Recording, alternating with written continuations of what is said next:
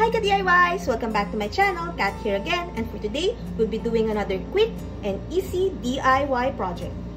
So this is an ear saver or ear protector. It tends to hold the garter of the face mask like that, there, and it will help our frontliners at least to ease the feeling of, yung dropping nung mask, nung garter nung mask sa likod ng ears nila. Kasi it's a very common remark sa kanila. It's painful kapag matagal mo nang suot yung mask. And syempre, kailangan mahigpit na mahigpit. Kaya, ayun. It's a small step. It's very easy, but, it goes a long way in helping our frontliners at least papaano maging convenient sa kanila yung pagsuot ng mask. So, this is originally from Ami Airy. So, I'll be sharing with you the link down below. And they also have a movement, which is Ear Savers for Lifesavers project. So, also, the link will be provided there. Let's begin first with the materials that we will need. I'll be using a Monaco 8-ply natural cotton yarn. I would highly suggest, as much as possible in this project, let's stick with natural yarn or cotton yarn kasi the ear saver will still touch yung sa nape.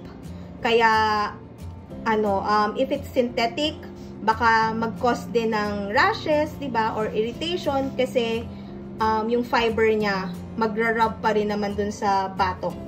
Next would be, of course, scissors, a 3mm crochet hook, be using that size, tapestry needle, and a button.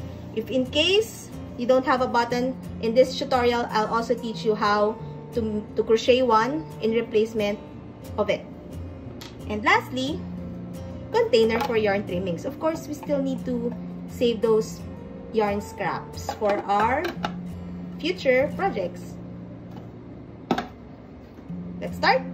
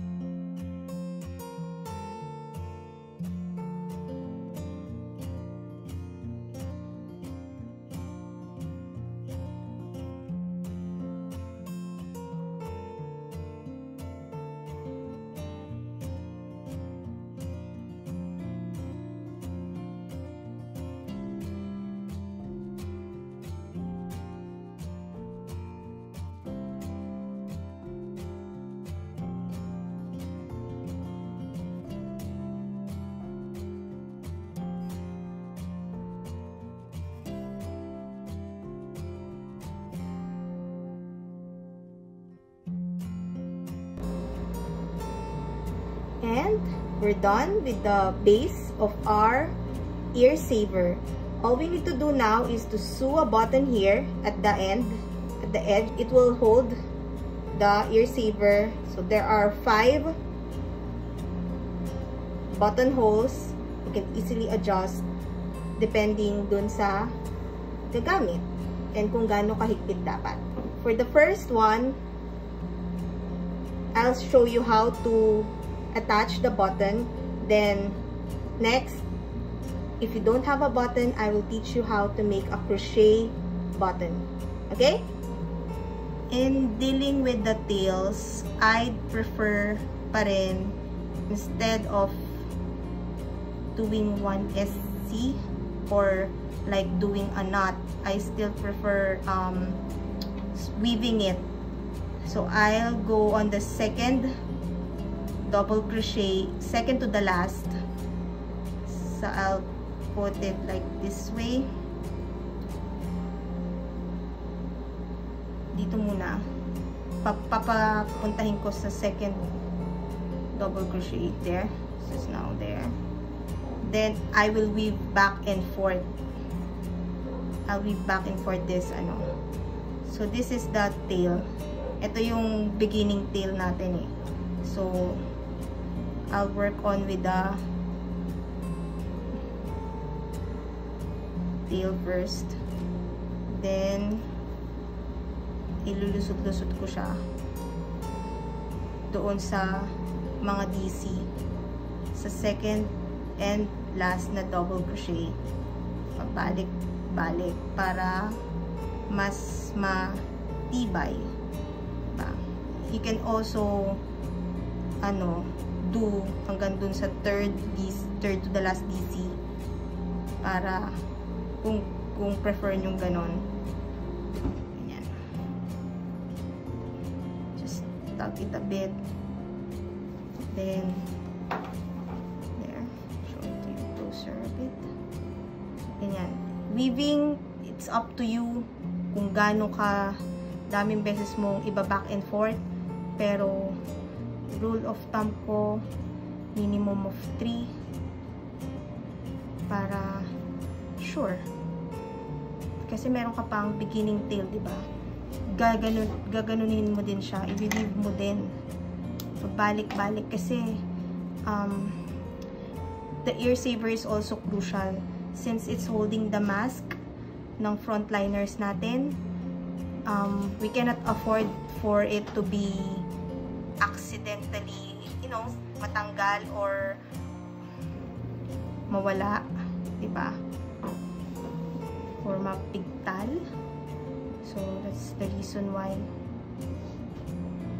we need to secure it.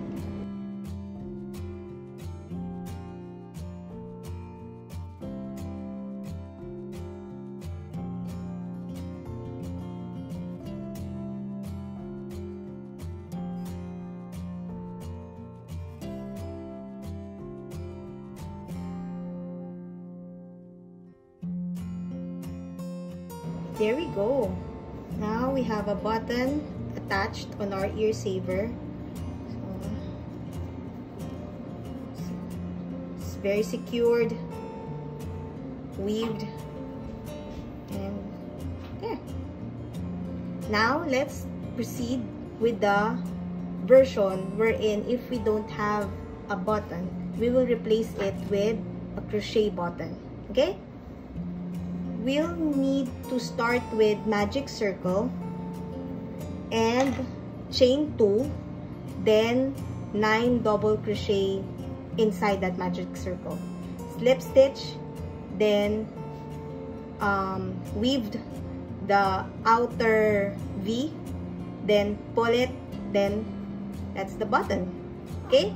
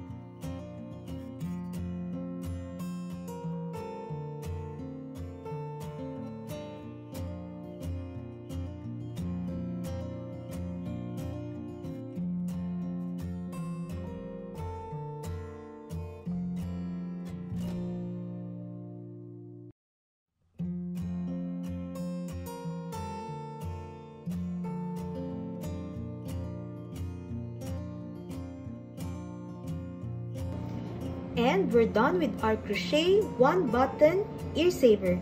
To my fellow ka-DIYs, I'm highly encouraging you in making this, may it be from a different medium or material such as acetate, fabric, it's up to you. Let this be a simple gesture in saying thank you, and we appreciate you to all the frontliners, not only limited to those that are working in the hospital, also those that are serving us, such as from the people in the groceries, those that are manning the checkpoints, the officials, and even the kuya drivers or delivery guys that are still delivering food at the comfort of our home.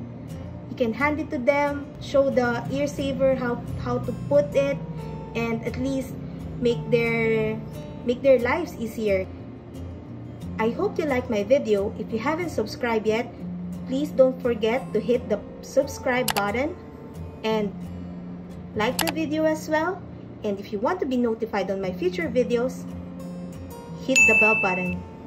Thank you, ka-DIY. See you in my next video. Bye! Sige. Sige.